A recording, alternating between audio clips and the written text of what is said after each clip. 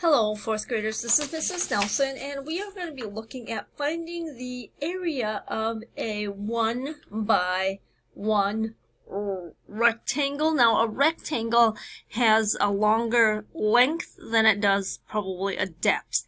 But again, it doesn't really matter because you can have a rectangle in any position. So we have this rectangle here, and it's a 7 by 8. So what you're going to do, your first step, is just rewrite the problem. Okay, and then we are going to find the area of this guy. So this is going to be area.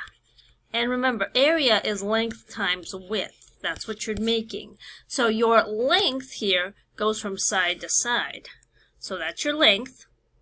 And then your width, goes, so your length goes side to side. And then your actual width is from top to bottom.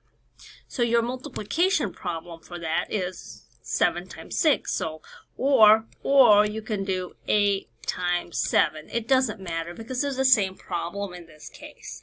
I always do short side times long side just because it is easier to write it out.